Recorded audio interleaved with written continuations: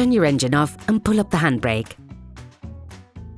The cabin filter is located on the driver's side to the right of the pedals. With a thin flathead screwdriver, remove the plastic retaining rivet on the cover under the dashboard, levering it off from the central part of the rivet.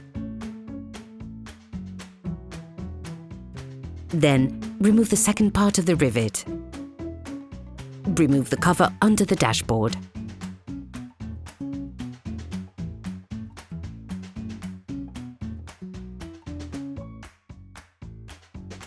With a multi-bit screwdriver and a 20mm Torx bit, unscrew the 4 screws on the cabin filter flange.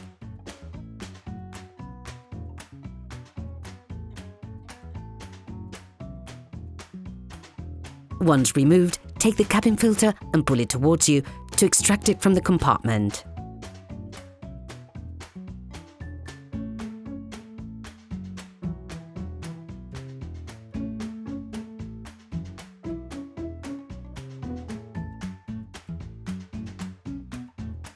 There are 3 types of cabin filter.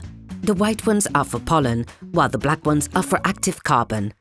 The first one is used to stop dust, while the second one will also filter out smells and gases. A new generation of filter has appeared on the market. In addition to pollen and smells, this technology allows the filtration of very fine particles, often the cause of allergies. Even if they're a little more expensive, they're probably the best option. Before putting in the new one, it is important to clean off the remaining impurities from inside the filter compartment. Make sure you identify the airflow arrows in order to position it the right way round. Put the cabin filter back in place. Don't hesitate to fold the filter to insert it more easily. Put the flange back on.